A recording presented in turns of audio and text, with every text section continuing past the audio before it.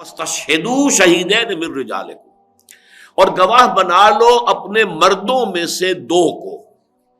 رجال سے مراد مرد، یہ تو بالکل واضح ہے، اس لیے کہ اس کے بعد آگے آ رہا ہے فَإِن لَّمْ يَكُن رَجُلَيْنِ فَرَجُلٌ وَامْرَأَتَانِ مِمَّا تَرْضَوْنَ مِنَ الشُّهَدَاءِ، کہ اگر دو مرد دستیاب نہ ہو تو پھر ایک مرد اور دو عورتیں، ان میں سے کہ جو تمہیں پسند ہو، جن کے اوپر اعتماد ہو، جن کے خوف خدا پر، تقوی پر، دیانت پر، عدل پر، انصاف پر تمہیں اعتماد ہو۔ تو یہاں شہیدین من رجالکم، یہاں ایک بحث ہے کہ آیا غلام کی جو ہے گواہی اس میں قابل قبول ہے یا نہیں۔ تو اس میں اگرچہ بہت سے فقہا کہتے ہیں کہ چونکہ صرف رجل کا لفظ آیا ہے، مرد ہو چاہے وہ غلام ہو اور چاہے وہ آزاد حر ہو، لیکن یہ کہ امام ابو حنیفہ اور امام شافعی یہ دونوں اس پر متفق ہیں کہ نہیں، جو غلام ہے اس کی گواہی نہیں ہوگی۔ اس کی وجہ یہ ہے کہ اس کی حاضری جو ہے وہ موقوف ہے اس کے آقا کی اجازت پر۔ آگے چل کر آئے گا ولا یاب شاہد، جب وہ بلایا جائے تو شہداء جو ہے ولا یاب الشہداء اذا ما دعوا، جب انہیں گواہی کے لیے بلایا جائے تو وہ انکار نہ کریں، انہیں حاضر ہونا ہوگا۔ لیکن ظاہر بات ہے کہ غلام جو ہے وہ اپنی مرضی کا مالک نہیں ہوتا، وہ تو اگر اس کا آقا اجازت دے گا تو جائے گا، ورنہ نہیں جا سکتا۔ لہٰذا یہ تکلیف جو ہے شرعی، یہ جو ذمہ داری ہے، رسپانسبلٹی، تکلیف کے بعد رسپانسبلٹی، اس رسپانسبلٹی سے غلاموں کو آزاد کر دیا گیا۔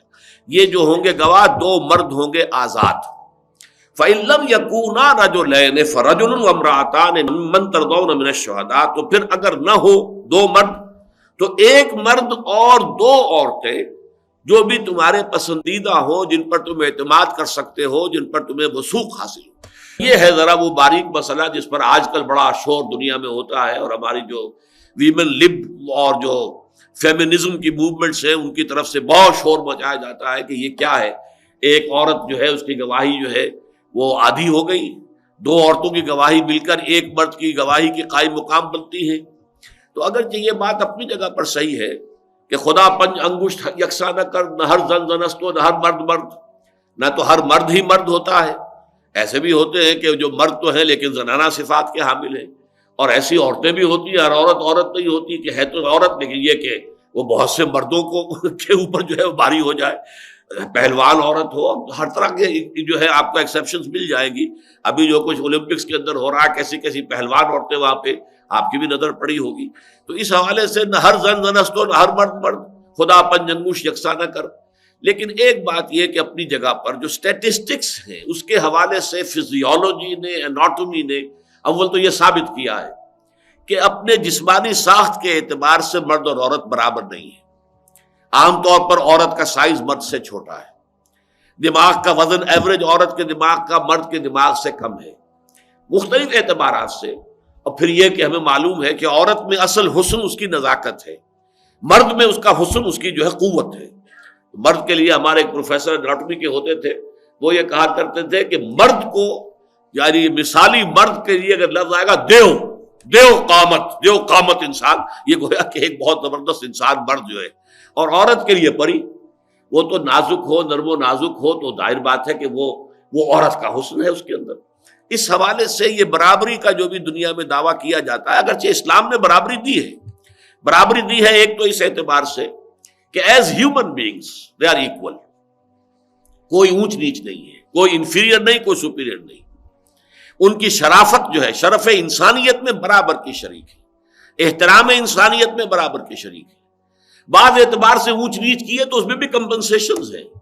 قانونی اعتبار سے باپ کے حقوق زیادہ کر دیے گئے، سیپریشن ہو جائے گی تو اولاد اصل میں تو باپ کی ہوگی اور باپ ہی کی طرف منسوب ہوگی، ابن فلاں ہی رہے گا، وہ ابن ماں کی طرف تو کبھی اس کا جو ہے وہ حوالہ نہیں دیا جائے گا۔ لیکن یہ ہے کہ خدمت کے معاملے میں ماں کو 3 درجے مقدم کر دیا، اور جنت کو بتایا کہ وہ ماؤں کے قدموں کے تلے ہے۔ اس حوالے سے اس کے اندر جو ہے ریسیپروکل جو ہے کمپنسیشن رکھی گئی ہے شریعت کے نظام میں۔ لیکن اس خاص معاملے میں جو گواہی کا معاملہ ہے، اس میں جو میری ایک سوچ ہے وہ یہ ہے در حقیقت کہ اللہ تعالیٰ نے مردوں اور عورتوں کو جو بنایا ہے تو اس میں جو نیچرل نظام رکھا ہے وہ یہ ہے کہ عورت کو ہمیشہ نمبر 2 کا رول پلے کرنا ہوگا۔ الرجال قوامون علی النساء، ظاہر بات ہے کہ ہر مرد کی بھی ضرورت ہے کہ اس کی شادی ہو، ہر عورت کی بھی ضرورت ہے کہ اس کی شادی ہو۔ مرد بھی نامکمل ہے اور عورت بھی نامکمل ہے بغیر شادی کے، دونوں کا ازدواج ہوتا ہے تو اس سے آگے نسل چلتی ہے، دونوں کے اپنے فطری تقاضوں کی تکمیل ہوتی ہے۔ اس حوالے سے لیکن دونوں مل کر جب ایک خاندان بنائیں گے تو یہ ایک ادارے کی شکل میں ہے، اور ادارے میں ظاہر بات ہے کہ دو سربراہ ادارے کے نہیں ہو سکتے کہ جن کے اختیارات بالکل مساوی ہوں۔ وہ تو پھر ادارہ جو ہے اس کی جو فاتحہ پہلے ہی پڑھ لیجئے، جس میں کہ دو جو ہے سربراہ بالکل برابر کے اختیارات والے ہوں۔ اسی کو قرآن مجید بطور دلیل توحید کے لیے لایا ہے کہ اگر اس کائنات میں اللہ کے سوا کوئی اور بھی الہ ہوتے لفسدتا، تو فساد رونما ہو چکا ہوتا۔ یہ نظم جو ہے جو یہاں پر قائم ہے اور جس طریقے سے کائنات چل رہی ہے، اب دو خدا ہے اور دونوں کی اپنی اپنی مرضی ہے، کوئی اس طرح چلانا چاہتا ہے، کوئی اس طرح چلانا چاہتا ہے، تو دنگا فساد جو ہے وہ ہوگا۔ لہذا خاندان کے ادارے میں سربراہ کی حیثیت مرد کو دی گئی، الرجال قوامون علی النساء۔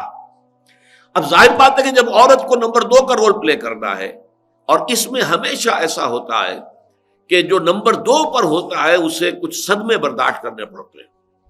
اسے یہ یقین ہے کہ میری رائے صحیح ہے، جو نمبر 1 ہے جو بات کہہ رہا ہے وہ غلط ہے۔ چاہے آپ ایک ادارے میں ہیں، عورت اور مرد کو چھوڑ دیجئے، آپ وائس پریزیڈنٹ ہیں اور ایک پریزیڈنٹ ہے، آپ کو یقین ہے کہ آپ جو رائے دے رہے ہیں وہ زیادہ صحیح ہے اس فرم کے لیے یا اس انجمن کے لیے یا اس ایسوسی ایشن کے لیے، اور جو صدر بات کہہ رہا ہے، پریزیڈنٹ کہہ رہا ہے، وہ غلط ہے، لیکن آپ کو ماننی پڑے گی صدر کی بات۔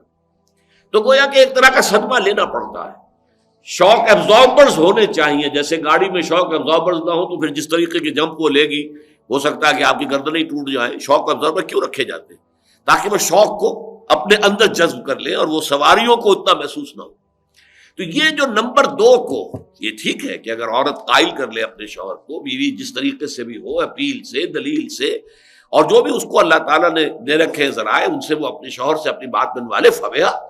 لیکن فرض کیجئے شوہر اڑ گیا، نہیں یہ بات تو یوں ہوگی، تو اب ظاہر بات ہے فرض کے، اور وہ کوئی حرام شے نہیں ہے، مباحات کے درمیان فیصلہ ہو رہا ہے۔ عورت بھی جو کچھ کہہ رہی ہے وہ مباح ہے، حلال ہے، جائز ہے، مرد جو کہہ رہا ہے وہ بھی مباح ہے، جائز ہے۔ بچی کے رشتے کا معاملہ ہے، ماں کہیں چاہتی ہے، باپ کہیں چاہتا ہے، دونوں جگہ جو ہے فرض کیجئے کہ برابر معاملات ہیں، تو اب کس کی بات چلے گی؟ ظاہر بات ہے کہ باپ کی بات چلے گی۔ اس حوالے سے عورتوں کو جو صدمہ پہنچتا ہے، شوق، اللہ تعالیٰ نے اس کے لیے والو رکھا ہے، نسیان۔ نسیان مردوں میں بھی ہے، عورتوں میں بھی ہے۔ یاد ماضی عذاب ہے یا رب، چھین لے مجھ سے حافظہ میرا۔ اگر یہ نسیان کا سیفٹی والو نہ ہو تو زندگی اجیرن ہو جائے، ناممکن ہو جائے۔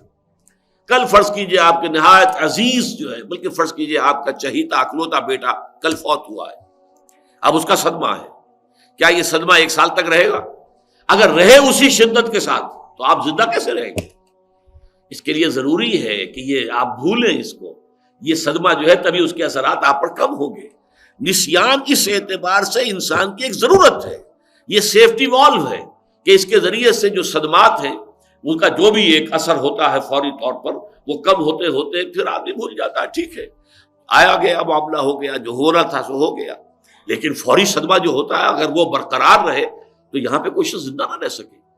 تو چونکہ ویسے تو مردوں کو بھی صدمے ہوتے ہیں، عورتوں کو بھی ہوتے ہیں، لیکن یہ کہ یہ معاملہ چونکہ عورت کا مسلسل رول نمبر 2 کا ہے، لہذا اس کو تو مسلسل یہ شوقس جو ہیں وہ برداشت کرنے ہوں گے، لہذا اللہ تعالیٰ نے اس کے اندر یہ سیفٹی والو زیادہ رکھ دیا ہے۔